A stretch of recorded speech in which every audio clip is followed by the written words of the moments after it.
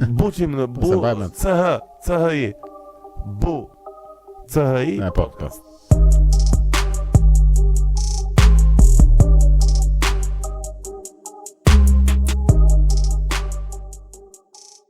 Mbërim në pjesën e tretë që është në fakt më e rëndësishme është strumullari I të dyja thirrëve, po thjesht unë e kisha shumë të rëndësishme për kënaqësinë time vetjake, por edhe të dëgjuesit mi që të bënim disa biseda kështu normale një që kush jemi dhe çfarë bëjmë, ku besojmë edhe pse. Është rëndësishme që njerëzit të njohin kush je do. Kush pra pse po e bën. Është e rëndësishme. Për mos të thënë që është më e rëndësishme se sa gjërat e tjera.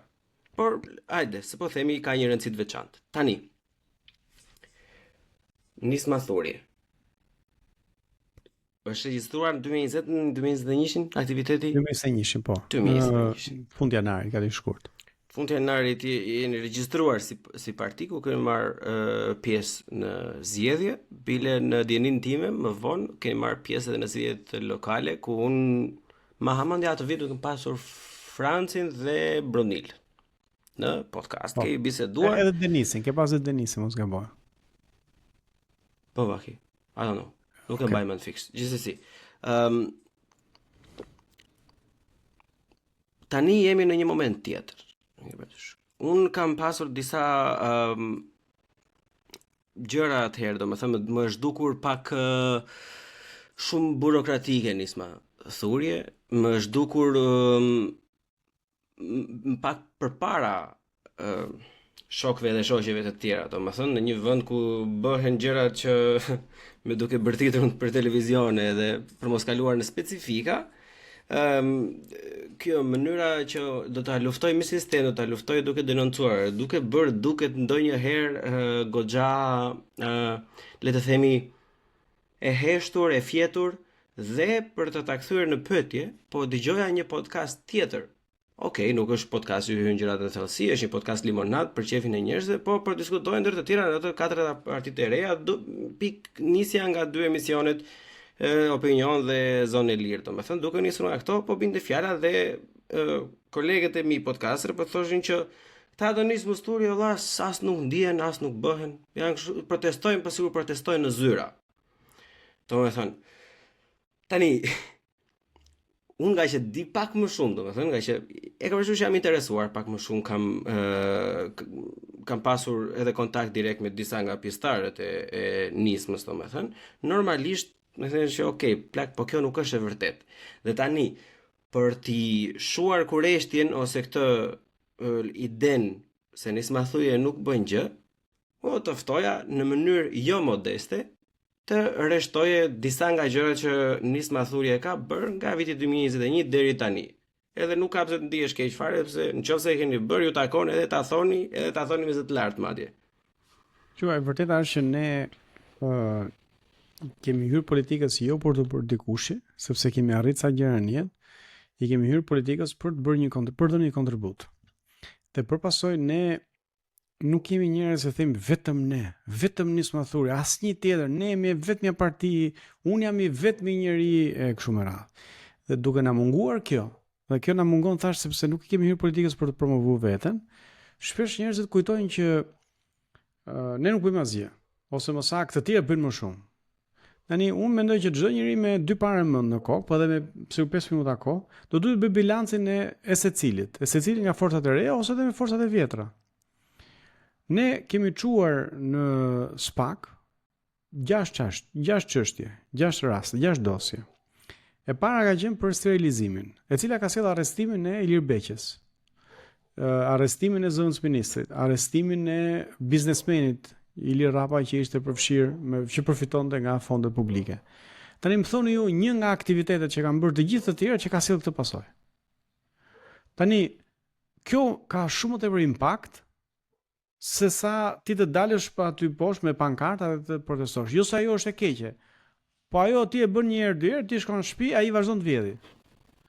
Ndërsa ta çosh në prokurori, ta kopsisësh dosjen, ka impakt të jashtëzakonshëm se e para ai që ka vjedhur shkon në burg, pasuria konfiskohet, e dyta ai që është mbrapa ka frikë. Ka frikë sepse do vi dikush tjetër dhe do i çojë prapë në SPAK. Marrim rastin e oligarkëve. Ne kemi çuar në SPAK Vlora Marinën, E kemi parë, e kemi analizuar, kemi evidentuar shkeljen e ligjit, manipulimin e kontratës, dhe e kemi çuar. Aty përfshihen 2 oligark, Zamir Mane me këtë Geron Çelën. Pra, i kemi çuar spak. Ka filluar hetimi atje. Ne kemi çuar, në fillim kemi çuar inceneratorët, pastaj kanë çuar edhe PD-ja, LSI-ja, ca çështje të tjera. Kemi çuar Erion Velin. Ai po hetohet tani për dosjen që kemi çuar ne, që kishte vetëm pastrimin e parave të Ndragetës. Kemi çuar drejtorinë e tendrave të rrugës, që është ky Blendi Gonxhe. Kemi çuar fondet, abuzimin që është bërë me fondet e IPARD-it. Pra para që vinin për peshkatarët dhe për fermerët nga Bashkimi Evropian, në fakt ishin dhënë oligarkëve, përfshirë dhe gazetarët famshëm. Dhe këto janë çështje që kemi bërë ne në SPAK. Ne kemi çuar çështjen e gjykatë kushtetuese, siç ishte për sistemin zgjedhor, për çojmë një çështje tjetër të shi për pensionet, të cilat kanë vendosur lëvizje institucionet. Disa i humbasim, disa i fitojmë, por janë betejë të cilat mund të kenë rezultat. Ne kemi çuar në gjykatë administrative këto vendime të Këshillit Bashkiak të Tiranës. Kemi bërë disa iniciativa vendore në Tiranë, në Korçë dhe në Kukës, që lidhen me problematikat lokale. Tani unë mendoj që kjo është mënyra më efektive për një forcë e cila sot synon të luajë rolin e opozitës dhe nesër synon të qeverisë vendin. Një forcë e cila djeg goma në rrugë, treq më shumë vëmendje, bën më shumë zhurmë, por nuk ka rezultat. Thënë kjo, ne kemi protestuar. Pra, përveç se kemi protestuar gjithmonë për teatrin, për kundër importit plerave, kemi protestuar për armët kimike, kemi protestuar për studentët. Ne nuk ka asnjë protest që nga 2013 dhe deri më sot që mos jem unë, Pano, Adriatiku, pastaj që më pas themeloi Shqipëria bëhet, Erion Kristo që ka qenë në fillim me pjesë e grupit, pra nuk ka asnjë protest që ne mos kemi qenë. Dhe të kemi qenë në krye duke artikuluar atë zërin interesin publik për prishjen e teatrit kombëtar, por çdo çështje, nuk ka çështje që ne mos kemi qenë duke protestuar. Aktivistët tani janë arrestuar duke protestuar kundër inceneratorit të Fierit. Janë arrestuar duke protestuar kundër prishjes së teatrit kombëtar. Pra, kemi protestuar ne, nuk është se ne jemi kundër protestës. Por protesta nuk mjafton. Ne kemi protestuar sfundmi, protestuam kundër në rastin e Klodian Rashës. Kemi protestuar për vrasjen në Pogradet që tentuan ta mbulonin.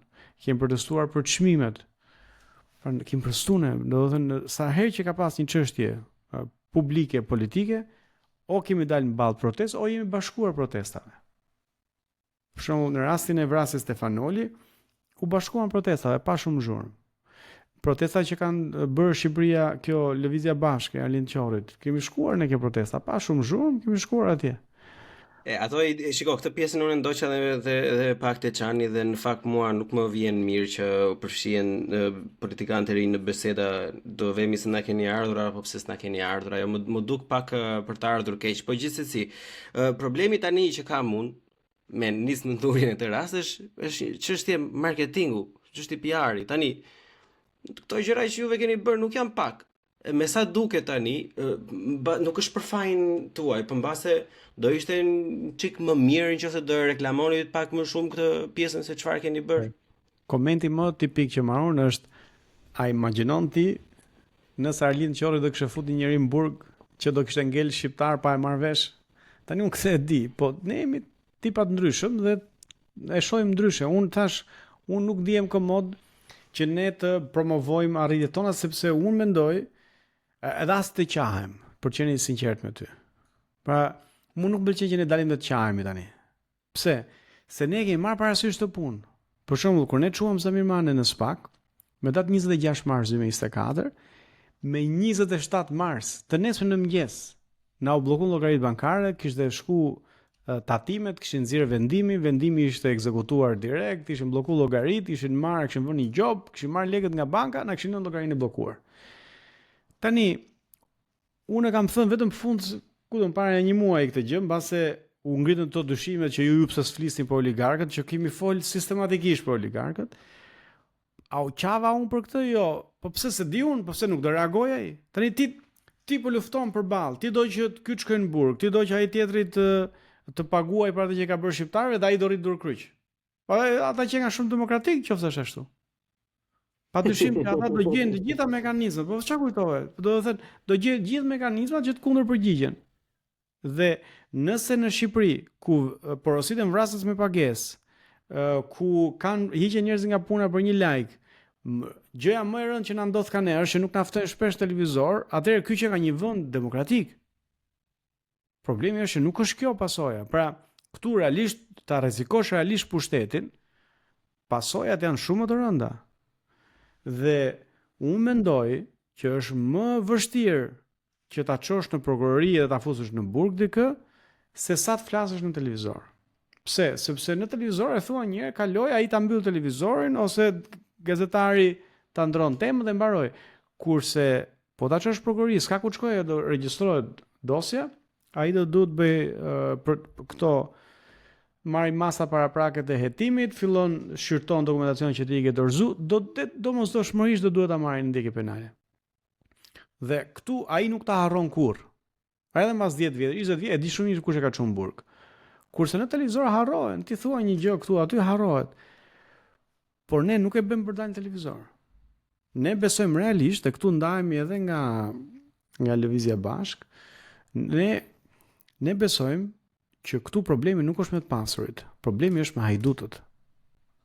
Unë nuk kam asnjë problem me njerëz të cilët janë pasuruar me punë, që kanë hap një biznes, kanë punuar, kanë sakrifikuar. Ata duhen duar trokit për arritjet që kanë bërë. Problemi është me këta që kanë vjedh, që ai është pasuruar duke marrë tendera publik, është pasuruar duke marrë prona publike, është pasuruar duke bërë ligje me porosi. Ky është problemi. Pra problemi se ka ai s'është i pasur, problemi ka s'është hajdut. Tani, ata që besojnë ke determinizmi materialist, si në rastin e marksistëve, ata kanë probleme edhe ke pasuria, se thonë, ky që ka pasuri, ka më shumë pushtet, dhe duke pas më shumë pushtet, në ndërton një shtet i cili punon për interesat e tij dhe kundër nesh. Tani ne kemi provu këtë ideologji, se kjo ishte ideologjia që çoi njerëzit drejt eliminimit pronës private. Sa ai po pati pronë private është rrënja e gjithë këqijave dhe përfundon pastaj që me gisht ngoj, domethënë, edhe na kolektivizuan edhe lopët edhe mollët. Kështu që prandaj them këtu ndahemi. Pra unë s'e kam fare problem se ata janë të pasur. Në qoftë se janë me punë të ndeshme, bravo i qoftë. Padyshim të paguajnë më shumë taksa, po bravo i qoftë për çdo qindark. Ama në qoftë se vjedhin do duhet paguajnë. Dhe duke qenë se kemi këtë qasje të ndryshme, ne jemi adresuar prokurorisë. Se në qoftë se është hajdut, do ta çosh në prokurori. Edhe kemi shumë prokurori. Dhe prokuroria na ka dhënë drejtë deri tani, të shohim me çështjet e tjera, po kjo është qasja. I keni të listuara minimumi në website-in e nismës studie se çfarë keni bërë? Po, njerëzit nuk kanë vëmendje, një dhe e dyta, shiko, kështu ndodh në çdo shoqëri. Kur dikush që mburret shumë, që thotë unë vetëm unë asnjë tjetër etj, në përgjithësi treq më shumë vëmendje. Tani unë nuk të ndryshoj sot, sepse po shkoj 40 vjeç edhe kam krijuar atë identitetin tim. Po kështu dhe Pano, po kështu dhe Franci, po kështu dhe Bruna. Unë nuk besoj që ne do ndryshojmë, do fillojmë të themi tani vetëm ne, asnjë tjetër në Shqipëri nuk e bën këtë që bëjmë ne. Ne do padyshim, ndoshta do duhet ta promovojmë më shumë arritjet që kemi bërë, por qëllimi jon nuk është çka kemi bërë. Qëllimi është ç'a duam bëjmë. Dhe ajo që duam bëjmë është e njëjta. Pra ne duam të krijojmë shanse të barabarta në Shqipëri, sepse brezi ynë dhe njerëz që janë më fal, do të ndërpreste kjo sepse këtë pjesë të bisedës dua ta bëj si pas rendit se ka një farë logjike e gjitha. Si fillim unë do kisha dëshirë sipas tejet më rreshtoje cilat janë problemet më kryesore. Ne kemi çdo vend, si Gjermania, si Franca kanë 101 probleme, nuk diskutohet, por ato më imediatet në Shqipëri. Problemi, janë të lidhura me njëra tjetrën. Problemi më i madh i Shqipërisë është emigrimi i të rinjve dhe i shtresës mesme. Dhe emigrimi i të rinjve vjen sepse është problemi tjetër që të rinjt nuk kanë perspektivë në Shqipëri. Pra nuk kanë shpresë se gjërat ato mund të bëhen më mirë dhe nuk kanë shpresë se ata mund të progresojnë në një mënyrë të qartë. Për çfarë bëjnë? Shkojnë në një vend ku është e qartë që po bëre shkollën do marrësh një profesion dhe po marrë një profesion do marrësh një punë dhe po marrë një punë do kesh një stabilitet dhe po bleve një pronë, ajo prona do të thotë nuk do ta marrë shteti nesër me dhunë.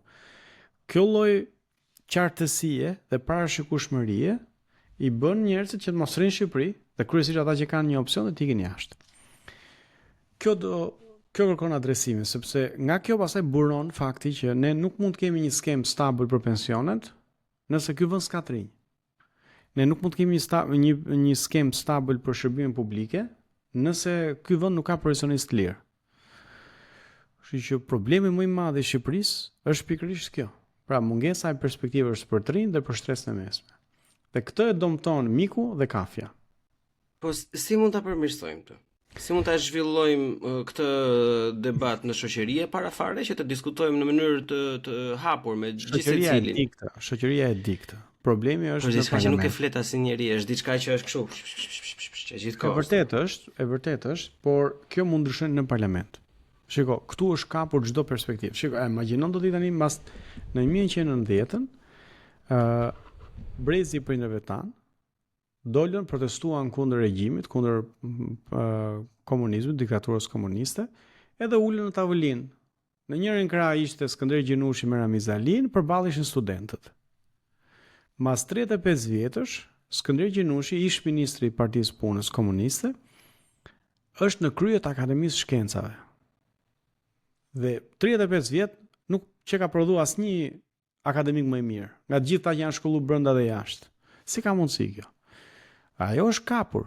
Pra Skënder Gjinushi nuk u ngjit aty sepse kapi botën akademike. Është fut aty sepse parlamenti bëri dhe e çoi atje, pastaj bëri dhe një ligj të special për Skënder Gjinushin dhe ju vënë në dispozicion për t'ia shtyr mandatin. Kjo bëhet në parlament. Kemi dekan dhe rektor universitetësh që kanë qenë dy mishin që bëjnë rokat me njëri tjetrin. Edhe kjo kufizohet me parlament. Pra në parlament, një ligj i cili e kufizon mandatin e drejtuesve në maksimalisht. Pra ti ke qenë vetëm një herë dekan dhe vetëm një herë rektor. Dhe kaq, të lëvizë shoqëria. E njëjta gjë ndodh me profesionet e lira, me noter, me dhomat e noterisë, dhomat e avokatisë, me këto urdhri mjekut, urdhri infirmierit, urdhri psikologut, gjitha janë kap. Dhe janë njëjtat njerëz që rrinë aty nga 20 vjet. Të gjitha këto ti mund t'i kufizosh mandatet me ligj. Dhe ti detyrosh të ketë qarkullim me litash. E dyta, ne na duhet t'i ofrojmë një lloj stabiliteti administratës publike, ta depolitizojmë. Po me ligj mund vendosim që nëse ti patjetër do zgjedhësh, nëse do kesh loyalty, ndershmëri ose besnikëri ndaj shtetit apo besnikëri ndaj partisë. Dhe një njeri që është antar partie nuk mund të jetë pjesë e administratës publike. Dhe një njeri që është pjesë e administratës publike nuk mund të angazhohet për partinë si komisioner, si votues, si A është e bëshme kjo? Është realisht e bëshme diçka e tillë? 100%.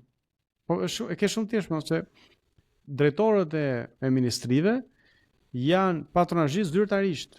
Shkojnë në numërim votash ata. Po. Tani ai merr lekë nga KQZ-ja si numërus votash ose si një rol aty në procesin e numërimit të votash. Ç'pun ka? Është drejtor drejtorie, le drejtorin pa punë, domethënë që do merr votat për partinë. Po e di ai që po fitoi partia, aty do e mbajë 4 vjet drejtor. Tani ne mund ta ndajmë mendin ai, do rinë në administratën publike apo do shkojë të merret me partinë. Kjo është një gjë që ne mund ta bëjmë. Dhe tjetra, të japim një stabilitet atyre që mos ta kërcënojë partia. Si i jep stabiliteti atyre? Çfarë ndodh sot? Sot një drejtor ose një ministër emëron nga sekretari i përgjithshëm deri poshtë tek pastruesët. Gjithë e emëron ministri. Dhe mund t'i heqë gjithë, pam, ata shkojnë, fitojnë gjyqin dhe ne sot paguajmë 2 administrata. Një administratë që është në punë dhe një administratë që ka fituar gjyqin. Normalisht, që është hequr pa të drejtë, normalisht. Që është hequr pa drejtë, sepse gjykata ka konstatuar që është pa drejtë. Atëherë si bëhet kjo? Por çfarë do të paguajmë ne me taksa publike kur qartazi ai ka vepruar në dashakësi? Ti paguaj nga rroga vet më. Dhe kjo bëhet me ligj. Duke e lidhur me këtë, të lutem, ma lejo këtë ndërhyrje shumë të vogël. Me tim vlla po bisedoja diçka. Im vlla është avokat në Tiranë, ai jeton aty akoma. Edhe unë tashi duke dëgjuar e duke marrë informacionin me gjithë skandalet, korrupsionet etj, në mënyrë matematikore më vjen pyetje thash, Rërgës, po tani në qoftë se ti vjedh një 2 milion, 3 milion, 10 milion, 15 milion euro, edhe këto vendimet gjyqësore, domethënë për burg janë një vit e gjysmë, nga të cilën ti gjysmën e këtyre e kene para burgim, që shumëzohet me 1.5 fisha, nuk e di se ju jeni jurista, e dini më në detaj këto gjëra. 1.5. Në fakt është, po kjo që nga spektakël, kjo është si Big Brother, e kupton, kështu që futu një vit brenda, nuk të konfiskohet asnjë gjë. Nuk funksionon. Normalisht është vjen konfiskim, ka raste vendimi është dhe me gjob. Pra Spaku po i aplikon të dyja. Burg, konfiskim dhe gjob. Që ta zbrazi komplet nga përfitimi, atë që Një nga këto apo të treja bashk? të treja paralelisht.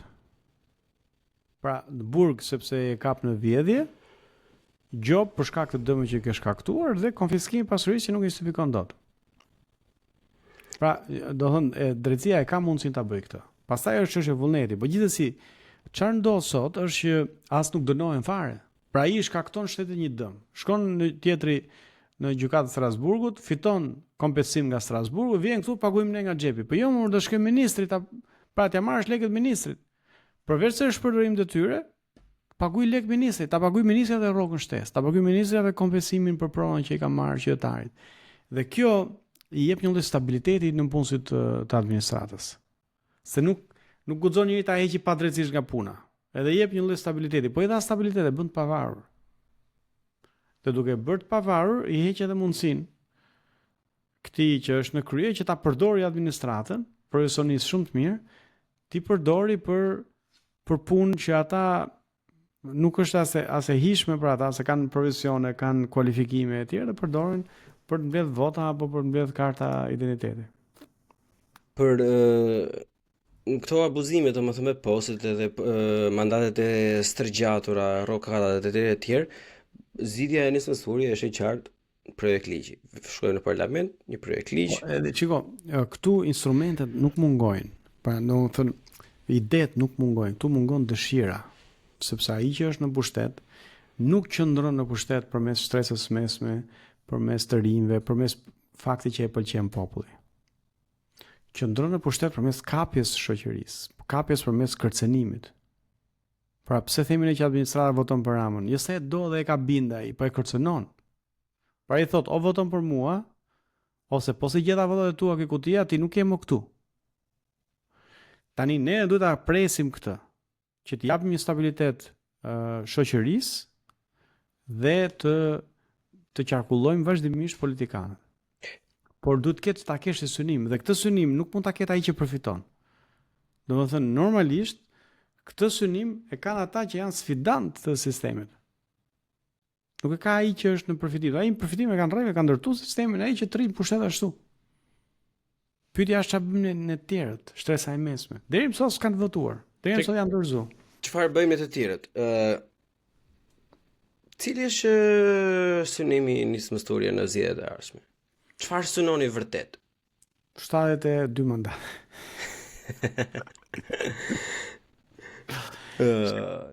Po do themi dhe atë që një mandat i juaj është e kalojmë. Shiko. Unë besoj që parlamenti i ardhshëm do jetë i fragmentizuar. Po seja do jetë me 2 grupe parlamentare, po doja do kthehet në parti të vogël dhe do ketë shumë përfaqësues të forcave të reja. Në një situatë të tillë, asnjëri nuk do ta ketë shumicën. Prandaj do jetë shumë e rëndësishme që të ketë aktor të cilët janë të pavarur, të cilët din ta bëjnë betejën dhe kanë guximin. Dhe synimi jonë është ta çojmë këtë betejë me këtë klasë vjetër politike që e ka vjedhur Shqipërinë dhe ka sjellë këtu në parlament, se jemi më efektiv aty. Tani ne jemi nga jashtë. Dhe duke qenë jashtë, për shembull, këto dosje që kemi çuar në SPAK, ne kemi shumë pak informacion nga jashtë, por duke qenë brenda, deputeti ka akses në informacion.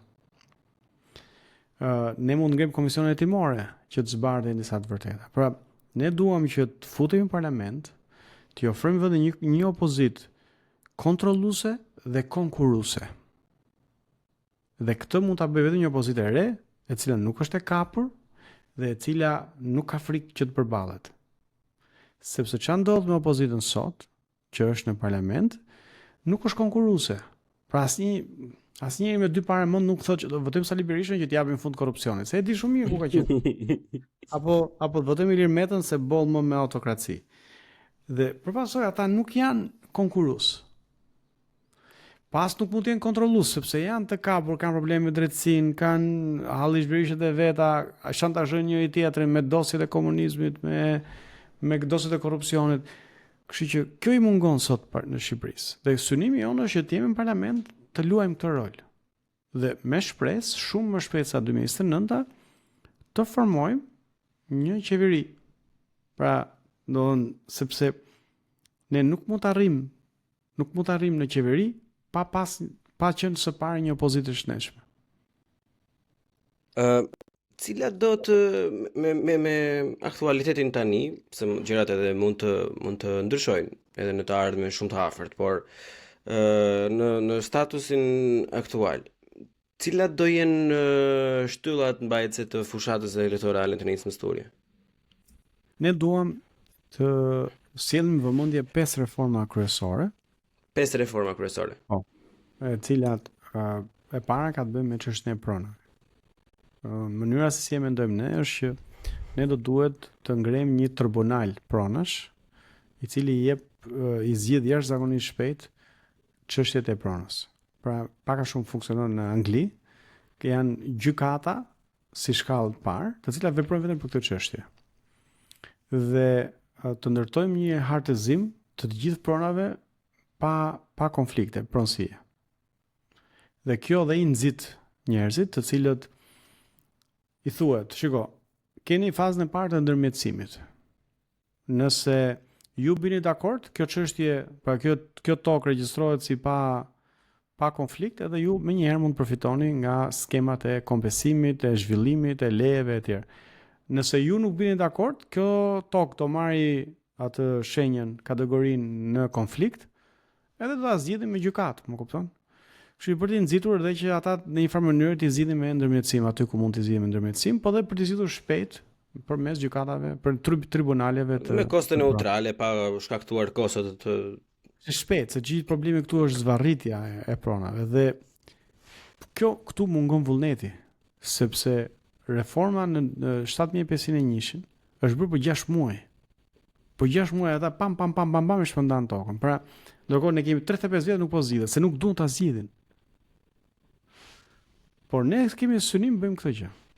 Kjo është pjesa e parë. E dyta është reforma në drejtësi, pra të konsolidojmë reformën në drejtësi dhe ta zgjerojmë. Çfarë do të thotë kjo? Që do thotë të pesfishojmë numrin e prokurorëve dhe hetuesve të spakut. Në mënyrë që spaku të ketë më shumë kapacitete për të avancuar, qoftë në luftën kundër krimit organizuar, qoftë në luftën kundër korrupsionit. Po ku do t'i gjejnë këto? Më fal që të ndërpres kaq shpesh. Ta bëjmë pak president, lutem. Ku do i gjejnë kë? Prokurorët, që të t'i pesfishojmë. Po ka Shqipëria prokuror sa duash. Të pastër, të papërfshirë në çdo lloj. Një pjesa e madhe kanë kaluar vettingun. Nëse s'e kanë kaluar, ta kalojmë. Problemi është që këta i kanë kufizuar fondet të spakut. Spaku s'ka lek. Pra s'ka para për të përballë me gjithë të lumë çështjes që i janë çuar. Okej. Dhe ne duhet ta fuqizojmë, po edhe të integrojmë jurinë në rastin e gjyqtarëve dhe prokurorëve që gjykohen. Nuk mundet spaku të hetojë dhe të gjykojë, ose gjykoja të gjykojë kolekte vet. Dhe aty do mund bëhet me juri, siç e ka Anglia apo gjithë vendet anglosaksone. Dhe kjo edhe përshpejton procesin. Një reformë tjetër ka të bëjë me çështjen e E treta. E treta ka të bëjë me korrupsionin. Pra ne ne duam të çojmë përpara një reformë antikorrupsione e cila fuqizon KLSH-n, se këta duan ta shkrijnë KLSH-n aktualisht. Ne duam ta fuqizojmë KLSH-n. E drejtë lutem thjesht shkurtimet kontrolli i lartë i shtetit, kontrolli i lartë i shtetit. Jo të gjithë din, po. Kontrolli i lartë i shtetit aktualisht shkon dhe monitoron një institucion publik. Dhe shumë nga allëzhverishtet që janë gjetur, ka gjetur kontrolli i lartë i shtetit, por ndërkohë nuk është direkt i lidhur me audituesët e brendshëm që kanë institucionet. Tani çan ndodh, ministria zgjedh vet audituesët që i paguën. Edhe normalisht i thot më audito këtë gjën ku s'kam asnjë problem, që mos më audito atjetër ku kam probleme. Ne duam që e gjithë skema e audituesve të varet nga kontrolli i lartë i shtetit, i cili të jetë pasi që është një agjenci e pavarur që zgjidhet me 3/5. Dhe ata të kenë auditues të vetë brenda të gjitha institucioneve. Për pasojë, pra ti ke një auditues brenda çdo institucioni që i di, që e auditon tenderimet, që auditon të gjitha këto. Jemi ke e treta apo jo? Po, tani e mbaruam të tretën te e katërta tani. Okej, e katërta është një paketë anti-oligarki, e cila thyen monopolet në treg. Si bëhet kjo?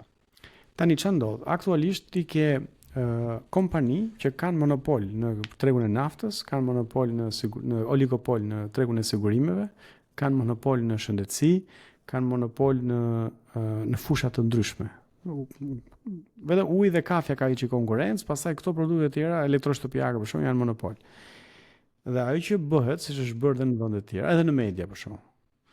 Ajo që është bërë, qoftë me ligjit antitrust në SBA apo në gjithë vendet e tjera, përfshi dhe Ukraina e ka bërë para disa vitesh, ne duam të ndërhyjmë me legjislacion që asnjë kompani apo njerëz të lidhur direkt me atë kompani nuk mundet të kenë dominancën në treg. Pra detyrojnë të shesin aksionet. Pra nëse ti je 40% e tregut, edhe gjithë tjerët kanë më pak, pra ti kontrollon tregun, ti do duhet shesësh 10% ose 20% të aksioneve në varësi se si do të jetë llogaritja për tregun përkatës. Për të lejuar një konkurrencë në treg. Pra për mos patur monopole. Sepse ekzistenca e monopoleve e mbyt konkurrencën. Ti do më fut në treg, s'futesh dot, se të mytej. Për shembull, Çet Kastrati ka edhe naftën, ka edhe rrugët, edhe portet, edhe aeroportin, ka është futur ke tregu Floririt, edhe ke tregu i Orizit, edhe ke tregu i ujit, edhe ke tregu i sigurimeve. Domethënë ti nuk mund të konkurosh me atë. Një biznes i vogël, një biznes i mesëm nuk konkuron dot me atë, sepse ai përveç se ka shumë para, ai ka shumë influencë në shtet. Vjen me tatimorët, vjen ke doganat, vjen nuk ke çfarë të bësh aty. Ai ka mbyll gjithë zinxhirin. Dhe ti e kufizon me ligj. Pra kaq aksione mund të kesh, nuk mund të kesh më shumë. Do i shesësh në treg ti blejnë të tjerë aksione.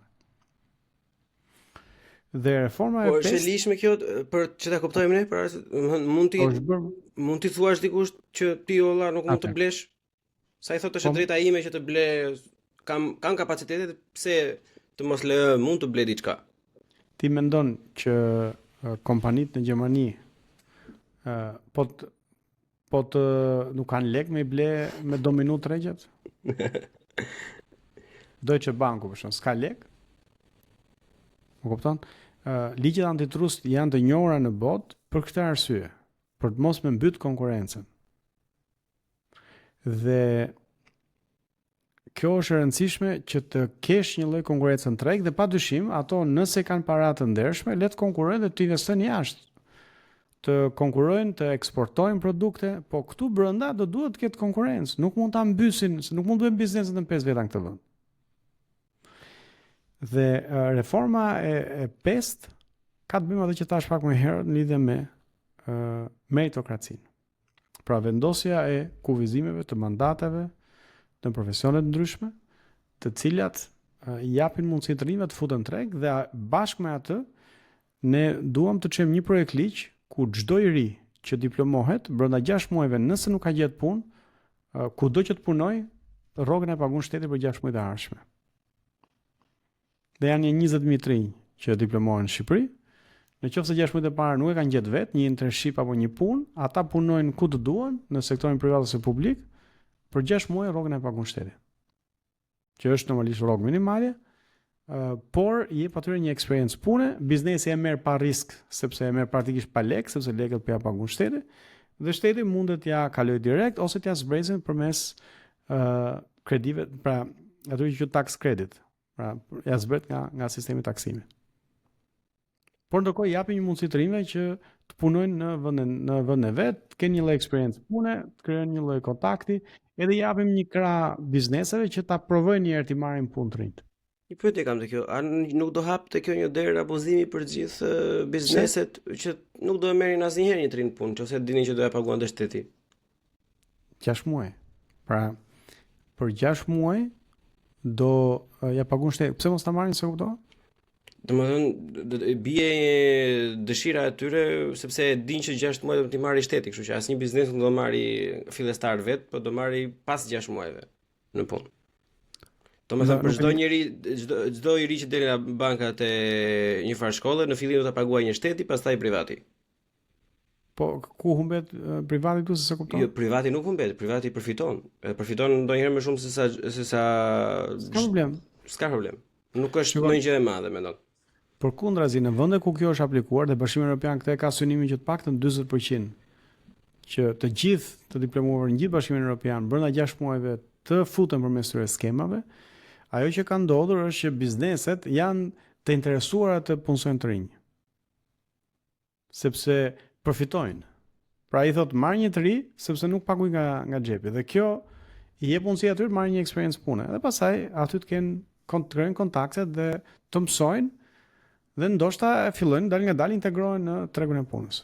Mamënia do të ketë edhe një farë lloj, domethënë, unë jam shumë i bindur që po të futesh në detaj juve e keni qëndisur nëse e keni një nga pjesët e programit, por që nuk kemi shpik rrotën, janë politika që ndiqen në Bashkimin Evropian. Patjetër, për ta kthjelluar pak si për mua si për ata që do të dëgjojnë do e shohin, mendoj që ky 6 mujor do jetë fiks i pazgjatshëm si për studentin si për biznesin. Pastaj një student nëse nuk e fiton atë vend pune dhe është prapa punë, nuk është do japim 6 muaj tjerë apo. Atëherë, normalisht do duhet parë nga konteksti, nga sektorët, por unë besoj që 6 muaj janë mjaftueshëm që nëse një njeri e ka përgatitje e nevojshme të integrohet në tregun e punës.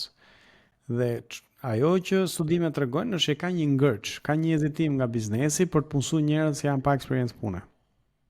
Sepse do thonë që shiko se ky nuk ka ardhur nga librat e shkollës, por nuk e di se si është tregu i punës. 6 muaj janë mjaftueshëm që t'i japin dikujt një eksperiencë. Tani ai mund të punojë në të njëjtin sektor, mund të punojë në një kompani tjetër, mund të lëvizi, kjo është një marrëdhënie që ata e ndërtojnë. Nuk do kthehemi në komunizëm që çdo njeri do duhet punsojë nga shteti, por nëse ai nuk e ka ajo nuk e ka gjetë vet 6 muaj të tjerë të vitit të parë pas diplomimit, kudo që të shkojë, shteti do ta paguajë për 6 muaj. Këto skema janë aplikuar në Shqipëri për të rinj që janë shkolluar jashtë, ka qenë programi Brain Gain. Vinin nga jashtë dhe ja pagunte Banka Botërore rrogën. Edhe në përgjithësi pjesa më madhe integroheshin pastaj. Por edhe nëse nuk integrohen tek një vend pune, kanë një eksperiencë pune, e din çfarë do thotë punosh dhe kur shkojnë ke një punë tjetër, do shkojnë me një eksperiencë pune. Ja kuptoj. Përveç këtyre unë doa të pasaj që si për Kemi të shumë do ta përmbledhim. Pikërisht, nga që dua ta përmbledhin, kam vetëm një merak të fundit, që ja bëj pyetje çdo personi si politikan, si aktivist, si shokëve të mi etj etj. Si i bëhet hallit për shkollat profesionale në Shqipëri?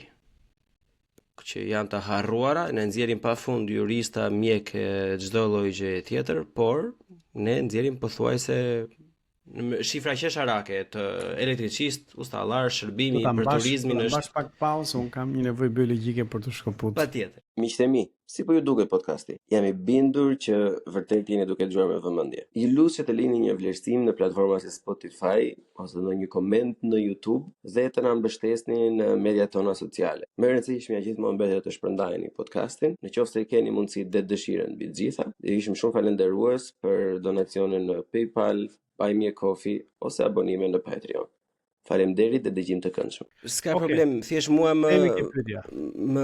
gjithmonë më pyesin domethënë që po këta do bëjmë këtë, po nuk na e thon se si, edhe prandaj kisha shumë të rëndësishme që ta shtjelloni domethënë se si bëhet çdo gjë. Ti bëj intervistë më të mirë se Blendi Fevziu, kështu që faleminderit. Meraku im, siç e thash, kryesor është gjithmonë tek shkollat profesionale. Unë vetë kam studiuar, unë jam në rregull. Është një gjerman që mua më paguan për të ndërtuar një gjë që ne po ndërtojmë atje tani, me sa duket ai është i kënaqur me punën që bëj unë jetën time e kam tejet në rregull. Problemi i madh është se në Shqipëri, pavarësisht se ne nxjerrim çdo lloj profesioni nga shkollat e larta, pak rëndësi ka se çfarë lloj kualiteti dhe sa të aftë për punë nesër pas nesër, por problemi më i madh janë shkollat profesionale, mendoj unë. Janë pothuajse inekzistente në çdo lloj drejtimi të profesionalistëve ose si të zanateve, me në gjuhë pak më të thjeshtë, kemi mungesa në elektricista, në hidraulik, shërbimi për turizm etj. Bile unë tani për vit në ri jam skandalizuar nga shërbimi fare. Unë kur kam qenë i vogël kam punuar me disa vite rresht në gastronomi. Domethënë jemi bërë aq shumë keq me gjithë këto miliona turista që na vinë të shkretet ata turista, çfarë kanë hequr, domethënë me këtë lloj pa përgatitje etj. A ka brenda jush ose dikush që bën pjesë në nisë mëthurje ose një nën grup që merret aktivisht me këtë pjesë të formimit ose të arsimimit ose këtë pjesë të njerëzve? Tani unë jam marr për shumë vite me politikat e arsimit dhe besoj që i njoh mirë. Ajo që Shqipëria vuan nuk është vetëm për arsim profesional. Këtu ne na thuhet edhe Rama e ka përdorur shpesh të idenë që ne kemi më shumë jurist për metër katror etj. Gjë që nuk është e vërtetë. Pa këtu çështja nuk është vetëm të kesh njerëz me diplomë. Çështja është të kesh njerëz të përgatitur. Dhe ne nuk kemi mjaftueshëm burime njerëzore. Ky do të jetë në fakt një nga mënyrat e zhvillimit të Shqipërisë, do të jetë sepse ne jemi ekonomi dije. Dhe një nga mënyrat e zhvillimit të Shqipërisë do të jetë të investojë në kualifikimin e qytetarëve të vet. Domethënë se ne kemi më shumë programues, më shumë inxhinier, më shumë elektricist, më shumë hidraulik, ekonomia e Shqipërisë do të zhvillohet. Sepse do të vijë një kompani e huaj dhe në qoftë se e gjen, si më thon, kapacitet intelektual këtu, do punojë këtu, do hapi një fabrikë. Shumë nga kompanitë nuk vijnë për disa nga arsyet, një është korrupsioni, pa siguria dhe pa qëndrueshmëria e ligjeve, po dhe një arsye tjetër është se nuk ka burime njerëzore. Pra ai të vjen këtu, po nuk ka, se do të thënë njerëzit emigrojnë dhe ata që mbeten shkollat nuk i përgatisin tamam. Kështu problemin ne nuk e kemi vetëm tek shkollat profesionale, e kemi në përgjithësi ke sistemi arsimor, i cili nga që është përdorur për të prodhuar vota, ka prodhuar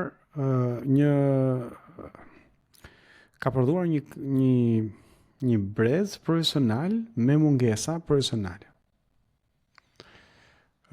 Por qasja që ne nuk duhet të investojmë në universitet, duhet të fokusohemi në shkolla profesionale, unë nuk jam i sigurt sa e mirë është.